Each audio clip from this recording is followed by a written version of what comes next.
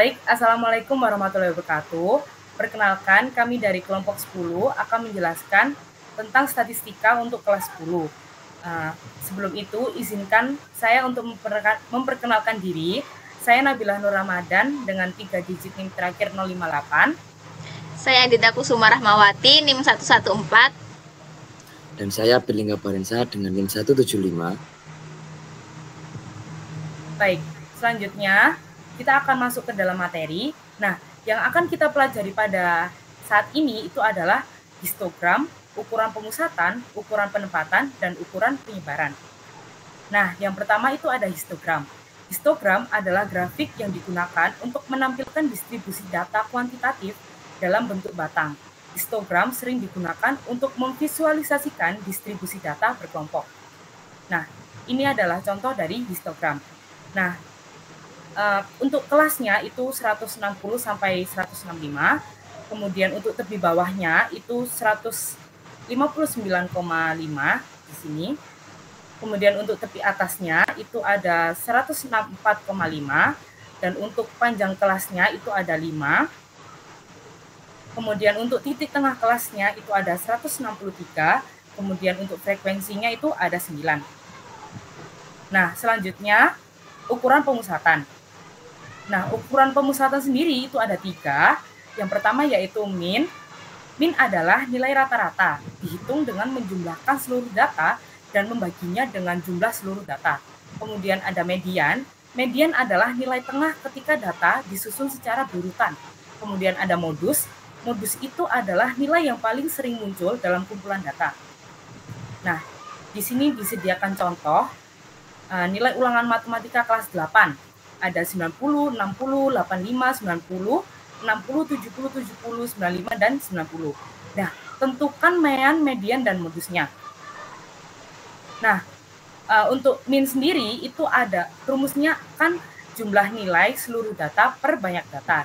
Jadi, jumlah nilai tadi 60 ditambah 60 ditambah 70 ditambah 70 ditambah 85 ditambah 90 tambah 90 tambah 90 ditambah 95 per banyak datanya yaitu 9. Jadi diperoleh hasilnya itu 78,89.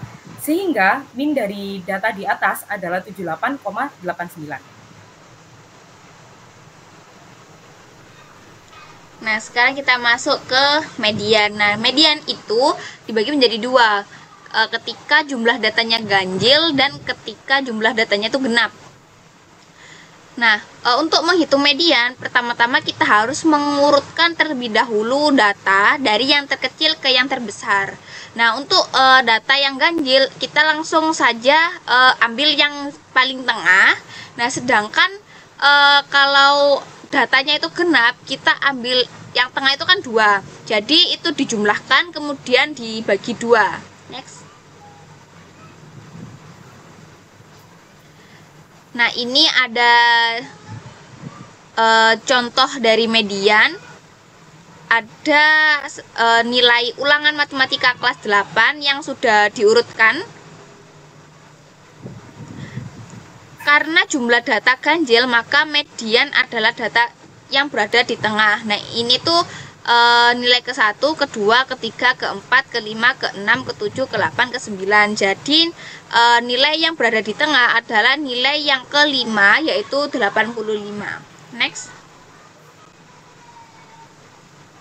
Nah, ini untuk contoh modus. Modus adalah nilai yang sering muncul atau nilai yang paling banyak munculnya. Contohnya ini pada nilai ulangan matematika kelas 8, nilai 60 itu ada 2 anak, nilai 70 ada 2 anak, nilai 85 ada 1 anak, nilai 90 ada 3 anak, dan 95 ada 1 anak. Jadi modusnya itu adalah nilai 90 ini. Next. Nah, ini contoh soal untuk mencari min, median, dan modus dari nilai ulangan matematika 30 siswa kelas 8. Next. Nah, ini jawabannya. ini nilai 5 ada 3 anak, nilai 6 ada 8 anak, nilai 7 ada 7 anak, nilai 8 ada 7 anak, nilai 9 ada 4 anak, nilai 10 ada 1 anak. Jadi ini jumlah siswanya ada 30. Kemudian ini kita jumlahkan 5 kali 3 15 dan seterusnya sampai nilai 10 ada 1 anak itu 10.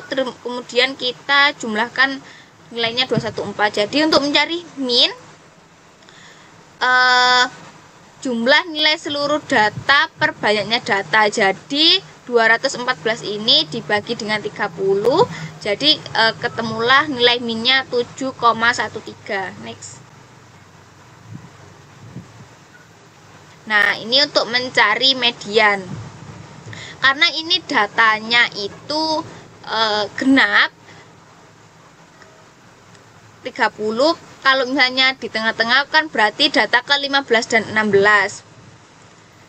Itu berarti pada nilai ke-7. Jadi data ke 15 ditambah data ke 16 dibagi 2. Jadi 7 ditambah 7 per 2 sama dengan 7. Next.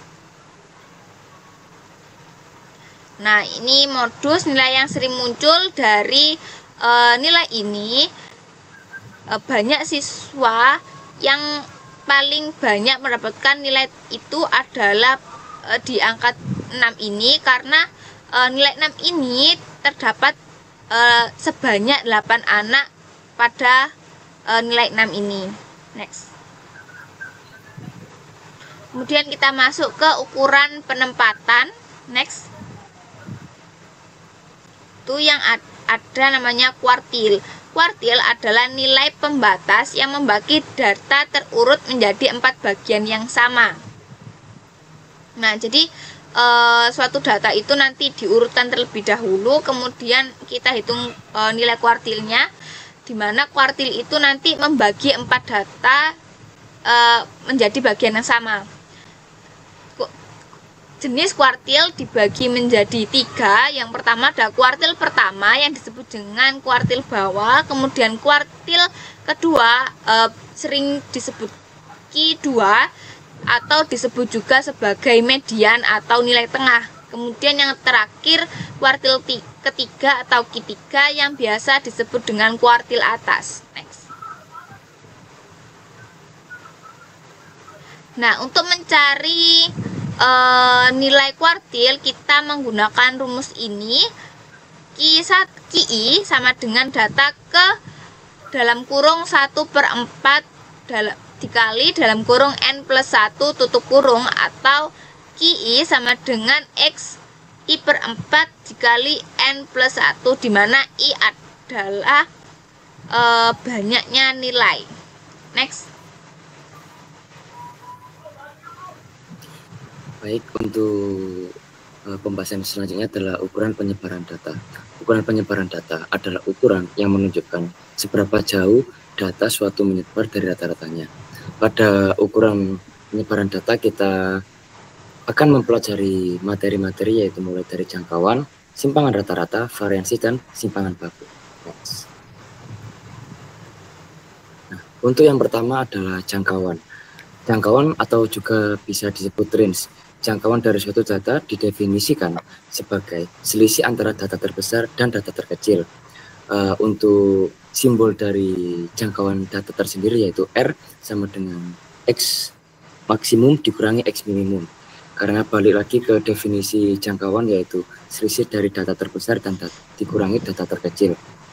Nah, untuk jangkauan interkuartil juga sama, karena kuartil 3 adalah data yang paling besar dan sedangkan kuartil 1 adalah data yang terkecil, maka untuk rumus dari jangkauan interkuartil adalah kuartil 3 dikurangi kuartil 1. Next. Nah, untuk selanjutnya adalah simpangan rata-rata.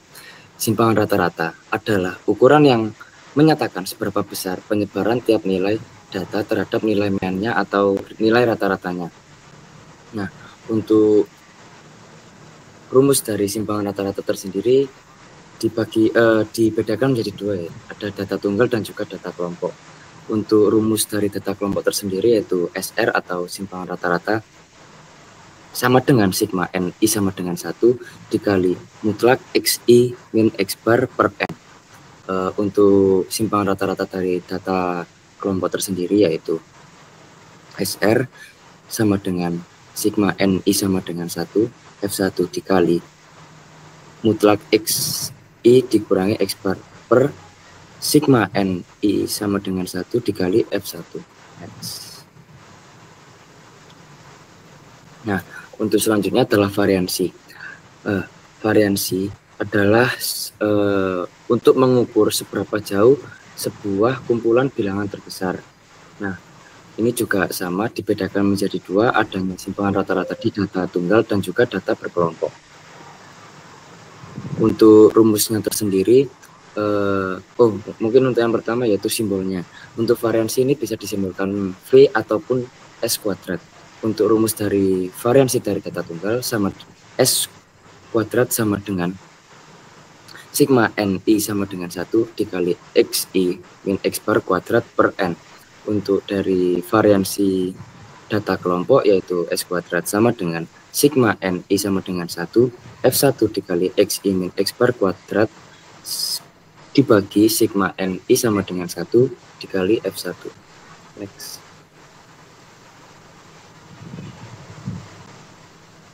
Nah, untuk pokok bahasan yang terakhir pada ukuran penyebaran data ada simpangan baku. Simpangan baku adalah ukuran sebaran statistik. Untuk singkatnya itu simpangan baku ini digunakan untuk mengukur bagaimana nilai-nilai terbesar. Nah, sama seperti sebelum-sebelumnya itu sama dengan simpangan rata-rata dan variansi, simpangan baku juga memiliki dua rumus karena perbedaan data yaitu ada data tunggal dan data kelompok. Untuk simbol dari simpangan baku tersendiri yaitu S. Untuk rumus dari simpangan baku dari data tunggal yaitu S sama dengan akar sigma NI sama dengan 1 dikali X1 min X bar kuadrat per N. Untuk rumus dari simpangan baku pada data kelompok yaitu S sama dengan akar sigma NI sama dengan 1 dikali F1 dikali XI min X bar kuadrat dibagi sigma NI sama dengan 1 dikali F1. Baik, sekian penjelasan tentang materi statistika untuk kelas 10. Kurang lebihnya kami mohon maaf. Wassalamualaikum warahmatullahi wabarakatuh. Waalaikumsalam.